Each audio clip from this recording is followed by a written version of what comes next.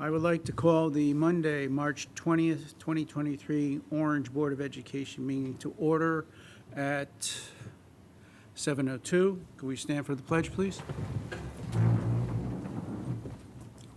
I pledge allegiance to the flag of the United States of America and to the republic for which it stands, one nation, under God, indivisible, with liberty and justice for all.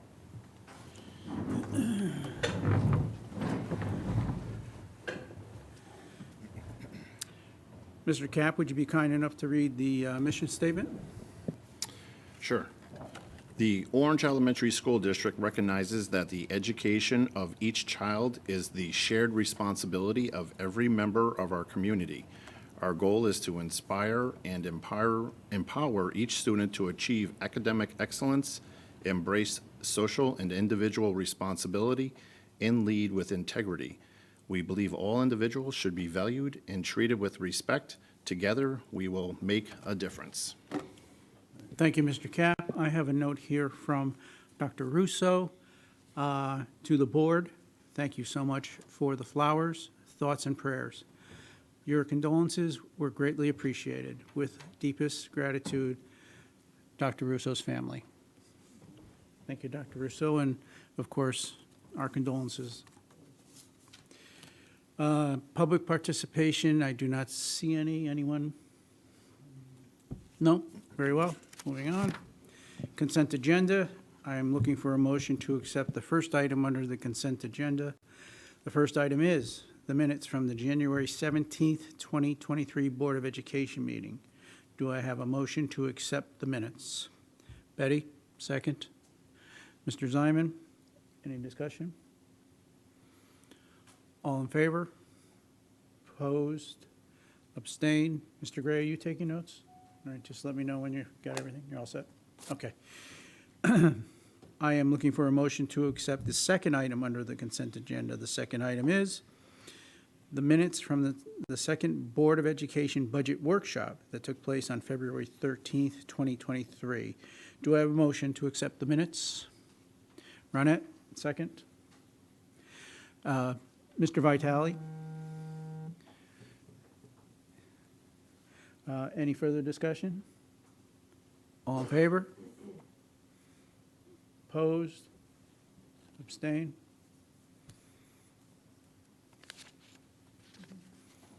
Good. All right, we will move on to the superintendent's report. Dr. Scarpetti?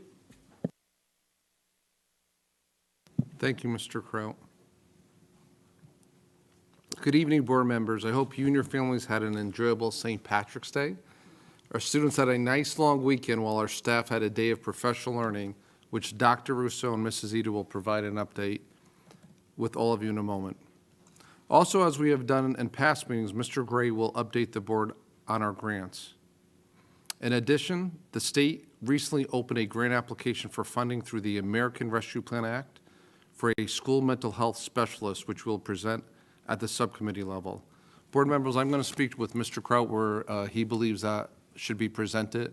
I'm thinking finance. Some of you may know we applied to a grant which we did not receive. This grant will be receiving funds for 3 years. The first 2 years will be 100% from the state. The third year we would receive 70%, and then the following year that will fall on the board. So we want to discuss it. Mr. Kraut, I'll give you a call and see which committee is best to address that. Speaking about funds and budget, on Monday, March 6th, the Board of Education budget was presented to the Board of Finance. We extend our thanks to the Board of Finance for the time and begin to prepare for the annual town meeting on Wednesday, May 11th at 7:30 p.m. A week later, May 18th, will be the town referendum. Again, these dates will be shared with all of you. I can't thank enough for all of your support and those who attended the meeting that evening. As a reminder to the public who's watching, we were asking for a 3.37% increase from our last year's budget. In addition to the month of March being Women's History Month, it is also Board Appreciation Month. On behalf of our students, staff, parents, I'd like to extend our gratitude and appreciation for your time and dedication. Please accept this small token of our appreciation for your graciousness to volunteer, which takes away from your family and profession in order to give back to the community. We appreciate it from the bottom of our hearts. I know I share this story every year. We had a board member on my first year here who actually shared a story at a night like tonight and said community members would come up to her and say that she gets paid for this position. As all of you know sitting there, it's not a paid position. I also know a selectman who also shared that every person on a board works tremendously hard, but believes that this is the one that's most committed. So again, I can't thank you enough, no matter if it's attending these meetings, subcommittee meetings, Board of Finance meetings, Read Across America, attending events at the schools. I can't thank you enough. So again, there's a little token of our appreciation, and that ends my report, Mr. Kraut. Thank you for the gifts, I'm sure. Any questions for Dr. Scarpetti? Very well. Mr. Gray? Good evening, everyone. I'll begin with a review of the grants, as Dr. Scarpetti said. These are our active American Rescue Plan and elementary and secondary school emergency relief grants. The first is the American Rescue Plan ESSER 3 grant. The total allocation that we received at the outset of the grant was $326,181. To date, we've spent $208,381 of that, and we still have remaining approximately $117,800. Again, this grant is used for salary, services, and supplies for the 2021-2022 summer learning programs, and we're also using it this year to close gaps with our instructional aids and some supplies, and also some HVAC improvements still. Our emergency secondary school, our elementary and secondary school emergency relief 2 grant, we were allocated $164,000. We have spent that grant down completely. And this was used for similar fashion that the prior grant, our ESSER 3 grant was for. We also have our American Rescue Plan IDEA 611 and 619 grant. That original allocation was $72,921. We have expended $62,128 of that, and just over $10,000 is remaining. This grant has been used for special education stipends and professional development around restorative practices for our staff. We also have the elementary secondary school emergency relief ESSER 2 special education grant. That allocation was $60,200. We've expended $46,538 to date, and still remaining is $13,600. This was used for job-embedded professional development, coaching, tutoring, modeling, and co-teaching. Then we have 2 grants that go along with something that Dr. Russo has mentioned in 2 past board meetings, the Innovative After School Grant, one at Racebrook School, one at Peck Place School, both in the amount of $239,549. To date, the Peck Place grant has only been expended by $731 because we've just started the programs. Racebrook School hasn't been expended at all yet. Again, we just started the program at Racebrook as well. Dr. Russo will be speaking a little bit more about those 2 grants and during her report. By the way, those grants were approved back in January of this year, 2023. As Dr. Scarpetti mentioned, the second Board of Education budget workshop was held on Monday, February 13th. The board approved a budget for the 2023-2024 school year not to exceed a 3.4% increase above the 2022-2023 budget. Dr. Scarpetti presented the 23-24 budget with a 3.37% increase to the Orange Board of Finance on March 6, 2023. And the next presentation will be taking place during the Board of Finance budget hearing on April 20th at High Plains Community Center at 7 p.m. In food services, pursuant to House Bill 6671, an additional $60 million of Federal American Rescue Plan Act funds was allocated to the Connecticut State Department of Education for free school meals for children. As a result, effective Wednesday, March 1st, The additional funding allowed the Orange Public Schools to offer free meals at no cost to families for the remainder of this school year. Despite the fact that meals are free again for the remainder of the school year, all families who believe that they may qualify for free or reduced price lunches are encouraged to and reminded to submit an application. Families can find the free and reduced lunch application and other information related to that on the Orange Public Schools website at oess.org. And finally, in February, the Connecticut State Department of Education distributed the third allocation of supply chain assistance funding in the amount of $13,992 to the Orange Public Schools. The second round of funding to Orange came back in October, and we received $25,793. Again, these funds are used for the purchase of unprocessed or minimally processed domestic food products for the National School Lunch Program. And that concludes the finance portion of my report. Any, excuse me, any questions for Mr. Gray? Yes, Go sir. ahead, Mr. Vitale. The two figures for the supply chain assistance. I didn't press the button. Sorry. Mr. Gray, the two figures for the supply chain assistance, I missed those. What was the? So the first, Two of those. the third allocation that we just received was $13,992. And the second that we received back in October was $25,793. Thank you. You're welcome. Sorry to throw all these numbers very quickly. That's all right. Have you noticed any uptick from when there was no free lunch to now there is free lunch? Anything? So we'll have to wait until the end of this month because it just started again on March 1st, so we don't have the counts for this month. Okay. So we'll see at next meeting what the counts look like. Okay. Surprisingly, there wasn't as big of a drop-off as we thought when we went to regularly priced lunches back in January. So January and What- February, it dropped, but not as significantly as Okay. we thought it would. Good. All right. Thank you. Anyone else? Very good. Mr. Gray, would you like to continue? Sure. Facilities update, this is a short update.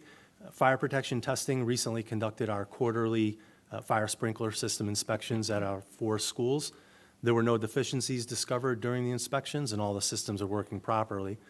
It was recommended, however, that 3 sprinkler heads located in the walk-in cooler at Racebrook School, which are all over 10 years old, be replaced. So the contractor will be coming out to take measurements of each of the individual heads because they are made to individual specifications. So once the sprinkler heads are received from the manufacturer, then they'll be installed, and it's probably going to take about 3 to 4 weeks or so. And that concludes facilities update. Any questions for Mr. Gray on facilities? Good? Very well, thank you. Thank you. Who do we have next? Dr. Russo.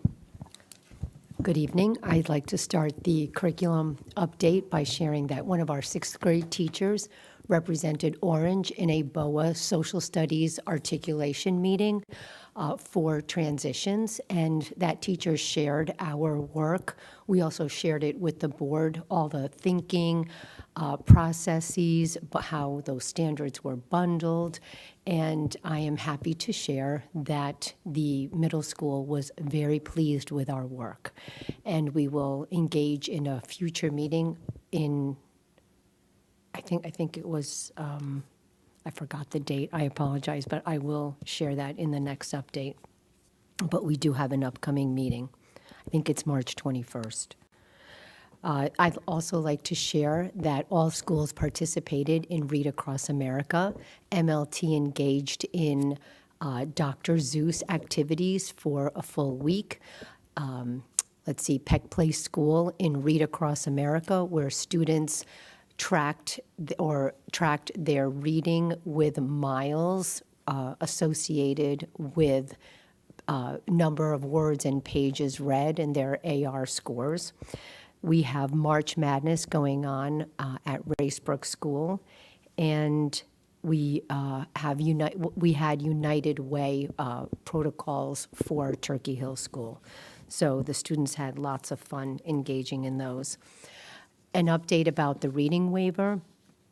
As we've shared at every meeting, we believe in the spirit of legislation that ensures that all teachers know how to teach students how to read. Information on the reading waiver was shared with parents in newsletters, and we now have the compendium of documents posted on our website. Any community member who wants to review the reading waiver can go to our website under departments, under curriculum and instruction, and there's a tab for the reading waiver, and you can see exactly what that looks like.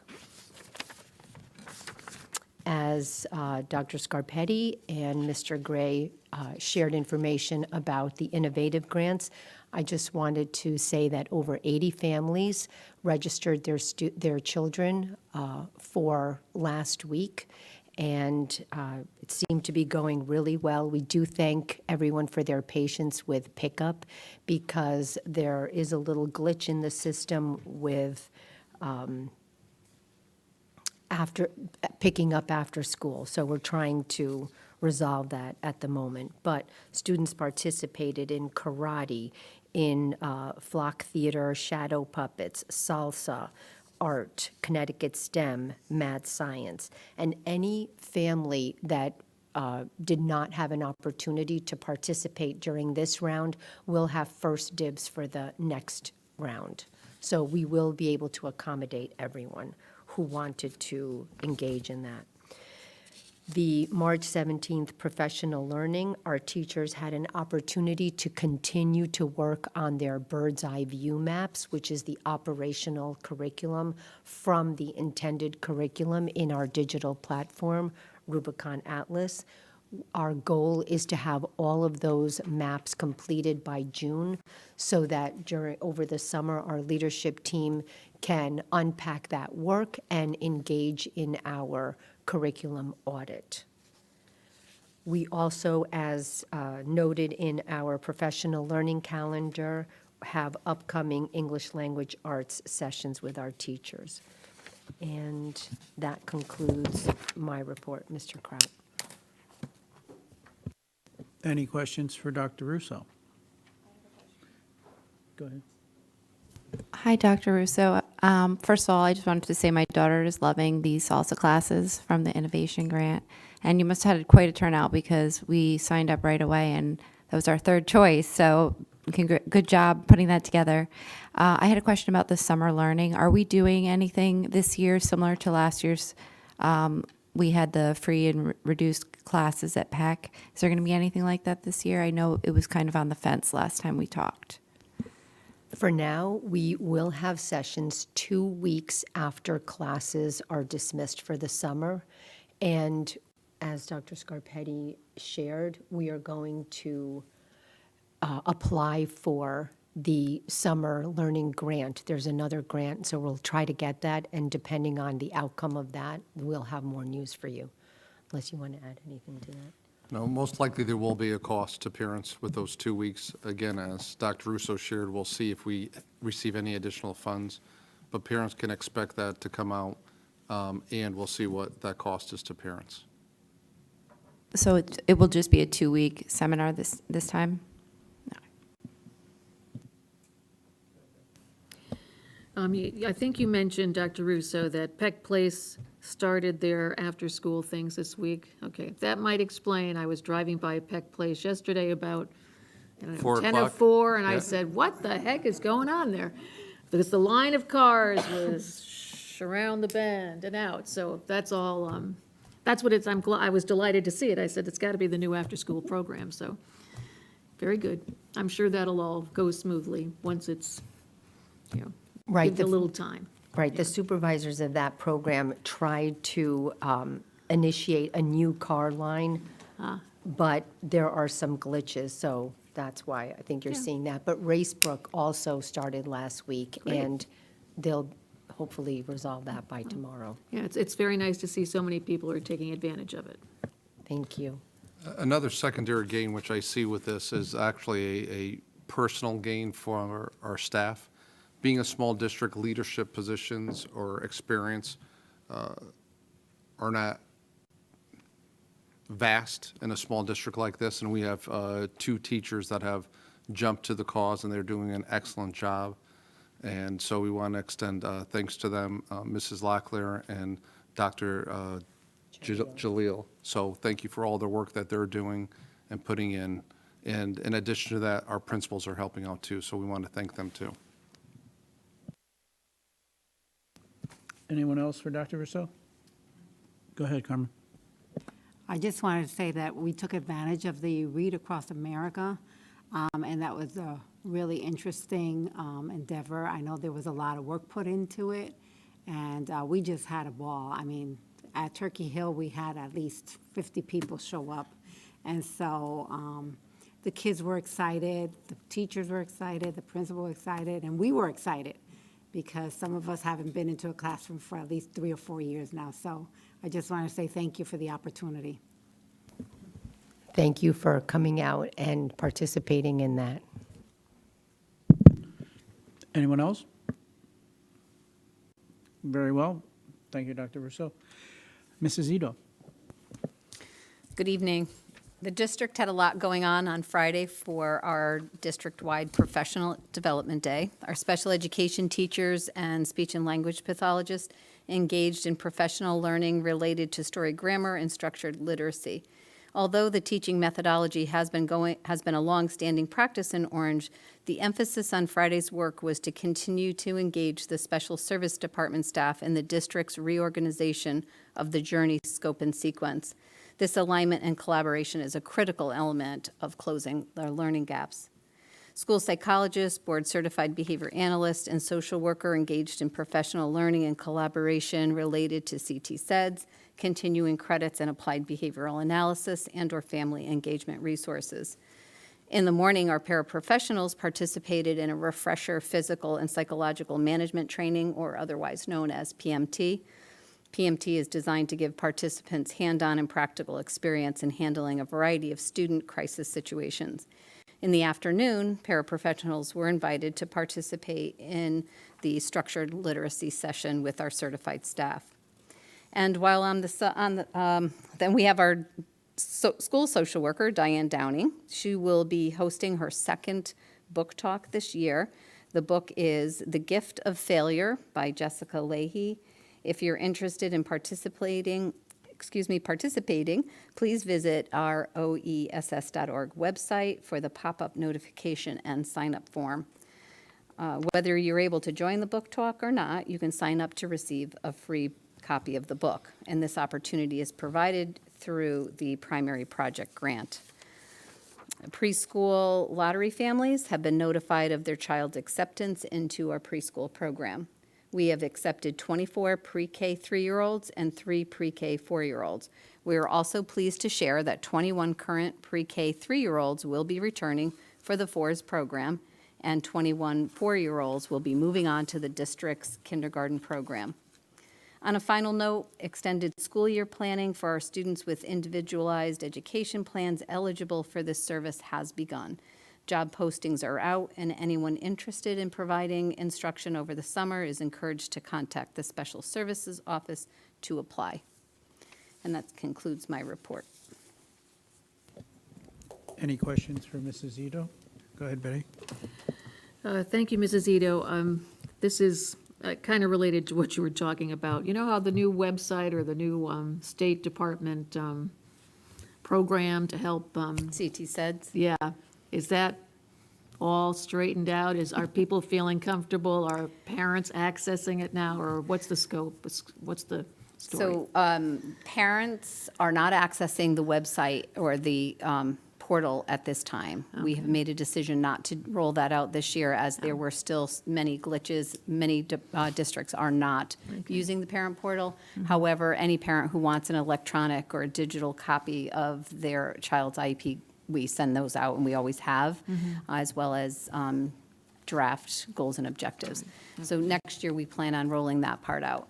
In terms of CT SEDS in general, there are still many issues.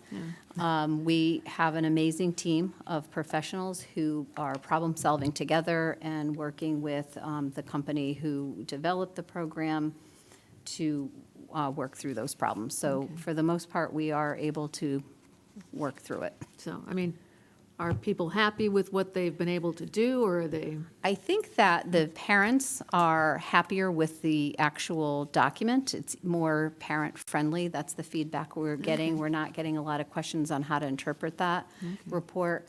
The staff are getting used to it. It's a learning curve for sure. And the glitches that are in the system are always frustrating, but they are very persistent and are persevering through that. And those Mrs. Zito, challenges. this is Thank you. statewide. no This matter- is statewide. Oh, It's a right. No, mandated, yes. Yeah, I yes, realize that. I was just Yes. wondering, is it, it's not up to speed yet, and that's not because of what we're doing, it's Oh, because. no, not at yeah. all. No, Yeah, I It's staff an has been ongoing great. thing with districts, and I know directors of special services have been reporting that to the state.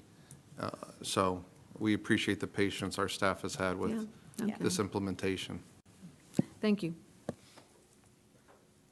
Anyone else for Mrs. Zito? Very well, thank you, Mrs. Zito. All right, board business. We have 4 first reads. Policy 6142, Basic Instructional Program. Policy 6180, Evaluation of the Instructional Program. Policy 6142.2, Reading, Language Arts. And policy 4112.4/4212.4, health examinations. These will be presented at our April meeting for approval or not. So if there are any questions, please contact Mrs. Hadlock, Dr. Scarpetti, or myself prior to that, so that we can make any changes that may be required. Moving on to standing committees, Finance and Operations, Ms. Riccio is not here this evening. Personal Transportation Policy, Mrs. Hadlock. Yes, our committee met on February 27th and reviewed the policies that are first read right now. We plan to meet again on March 27th. I need to talk with Mr. Ziman and Dr. Scarpetti about what time that will happen, but I anticipate meeting next Monday. And as Mr. Kraut said, please don't hesitate to reach out and ask questions. I know that you just got all these first reads, so take some time to read through them, and any questions, please contact me before the next meeting. Thank you. And Mrs. Hadlock, thank you, through Mr. Kraut to you, Ms. Hadlock, thank you always for coming in early and going over this process and getting it ready for the subcommittee. It's been extremely helpful. Any questions for Mrs. Hadlock? Very well. Buildings and Grounds, Mr. Cap. Unfortunately, I don't have any additional updates for tonight, but we will be scheduling a Buildings and Grounds Committee meeting over the next month. Very well. Any questions for Mr. Cap? Thank you. Curriculum, the moment that you've been waiting for. It's been 2 months since our favorite celebrity in orange has spoken. Well, Mr. Ziman. We're in real trouble. I don't know when it occurred to me. Maybe it was when Dr. Russo first talked about what we're learning from brain research, or when Dr. Scarpetti talked about how the teachers were going to be unpacking the standards and creating our own curriculum. I realized then that the Orange school system was doing something special. On a regular basis, we heard the term science of reading, as well as evidence and scientifically supported research, whether used to justify concepts adopted or topics addressed in professional development. And we were happy. Then COVID hit. It seems to me that with children learning remotely, parents became more intimately involved in their children's learning. This appears to have resulted in some parents statewide becoming concerned about how their children were being taught. This dissatisfaction, at least in Connecticut, was apparently communicated to the legislature. The legislature addressed this problem with, of course, legislation. This legislation, created with the Connecticut Department of Education, became the Right to Read Act. This act, among other things, required all Connecticut districts to abandon their current K-3 curriculum and reading program and replace them with one of 8 approved reading programs and curriculums, though it did offer districts the chance to prove they don't need this oversight through a waiver process. Now, to their credit, it turns out that this mandate addresses the fact that there are school districts that have been and remain mired in what can charitably be called traditional education. This isn't about the trend of the month, but rather how a veritable mountain of research is being essentially ignored by some. It's the need to acknowledge and adhere to all the educational research that makes up the science of reading that is at the heart of the Right to Read legislation. At a recent webinar sponsored by the Connecticut Department of Education, the listeners were encouraged to, and I quote, "find out what the science of reading is and how I can learn about it." So that is where the state is, addressing the lowest common denominator with the Right to Read Act, in telling all districts to use one of the selected programs and curriculums and pay attention to the science of reading as well as the evidence and scientifically based research. Compare that to Orange, where those things have helped form the basis of our reading program. So that's where we are. Orange has submitted our waiver to the state. Now, something I never thought I would do, and I hold Dr. Scarpetti and Dr. Russo personally responsible, but in the words of my mother, the ball's in their court.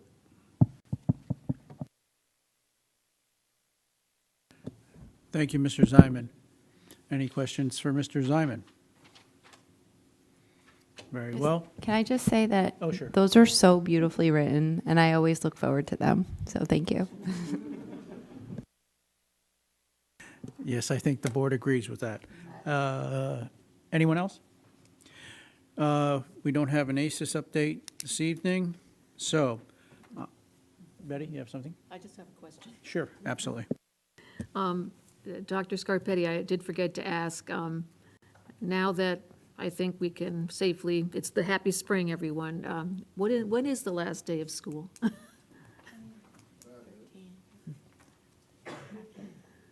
a good question, Mrs. Hadlock. Yeah, I'm wondering, when is it now? Tuesday, I'm getting help from call a friend, Tuesday, June 13th. Okay. And I don't know if this is,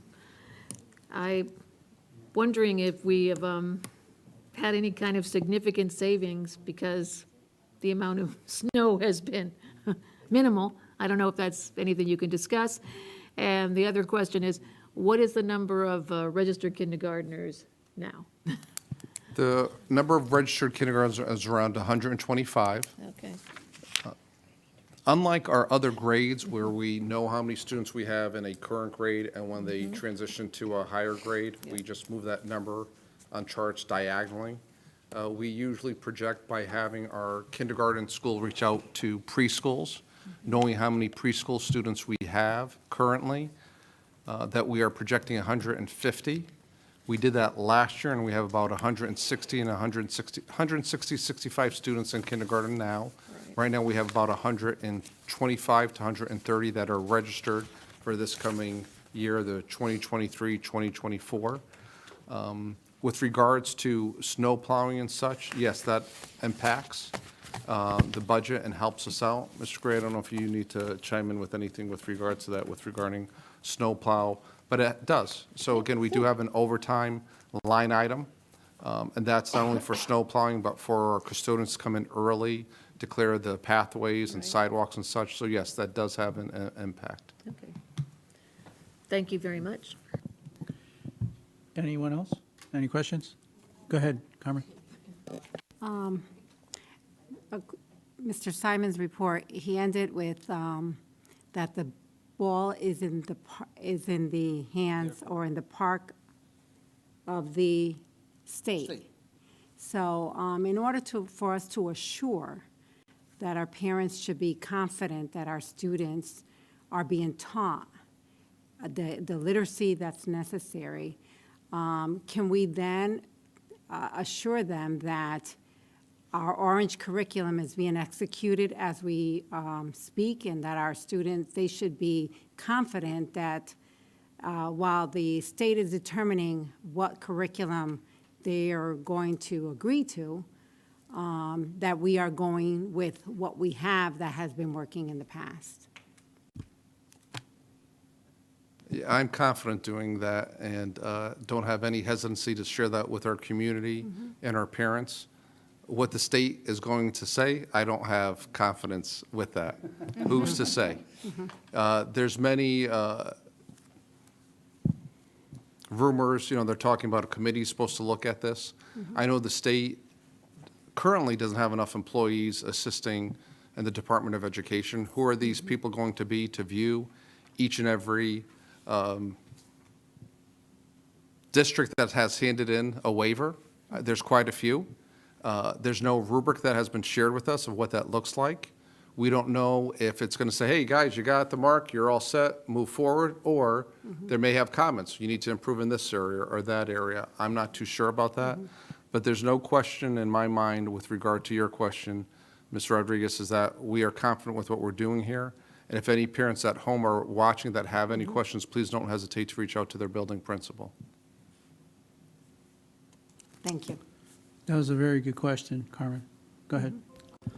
I think part of this is not only is it overreach, but it's poor timing. I mean, I think it's a quick reaction to the complaints that they've gotten, and they're going to try and help this. But I think it's going to be a while before this is resolved. One of the things, I'm not asking any parents to do this by any means, but as we jokingly appreciate Mr. Zimon's reports, he's been very thorough, and he hasn't shared this just because of the waiver that's been requested. We've been doing this work for many years now. Mr. Zimon has done an awesome job reporting this out. Again, I am so proud of my staff.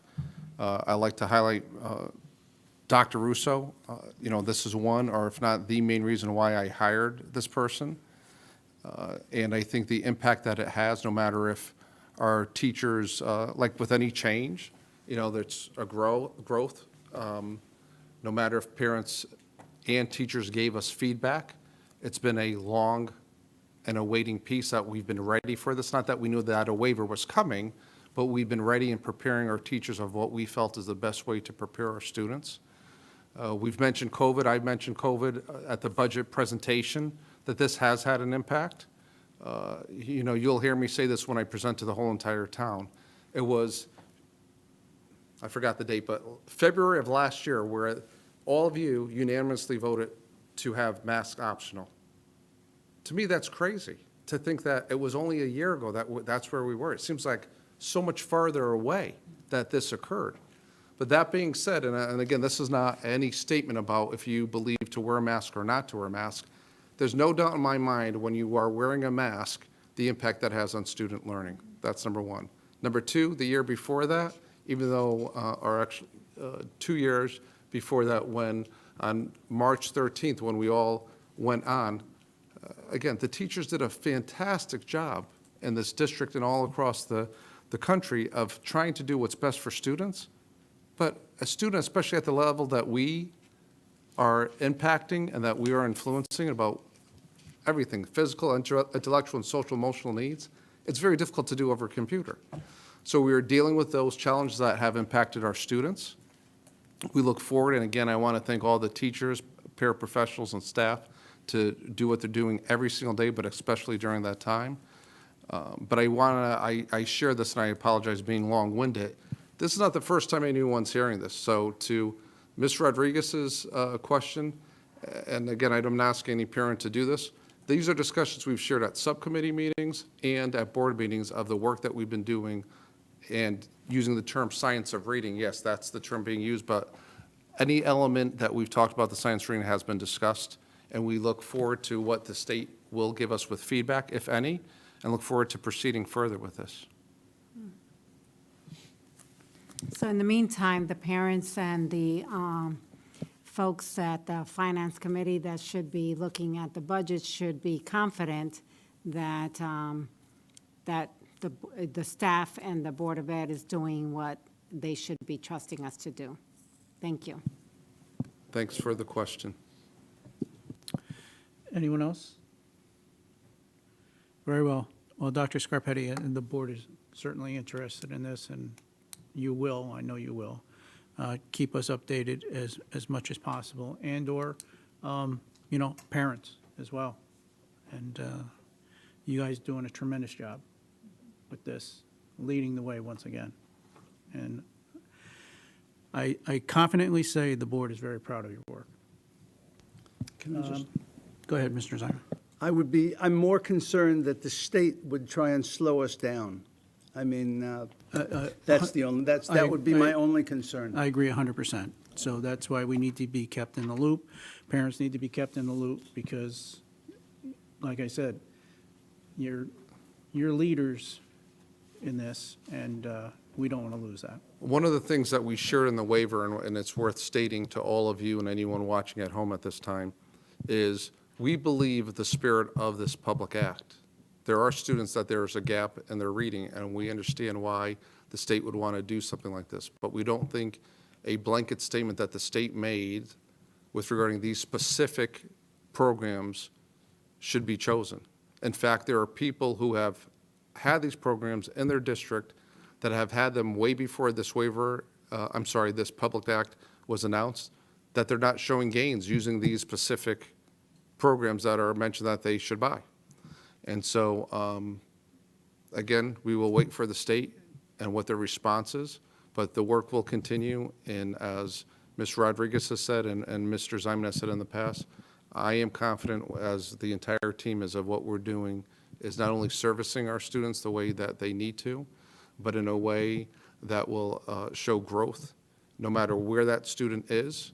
And even with the programs that we talked about at the subcommittee meeting, Mr. Ziman, as we discussed, we're using the opportunities in the after-school program to, as we talked about, every student's at a different level. And we talk about tiered interventions, and students go in and out of these tiered interventions, and there's 3 of them. How else can we use time wisely, not only in the school day, and we're also doing that in the after-school program too. Anyone else? Very well. Thank you, Dr. Scarpetti, Dr. Russo. All right, so I'm looking for a motion to adjourn this evening's meeting. I'm very confident that Mrs. Hadlock will be on board with that. Mr. Ziman, of course, second. Any discussion? All in favor? Opposed? Abstained? Very well. We are adjourned at 7:44. Thank you very much. Go Yukon.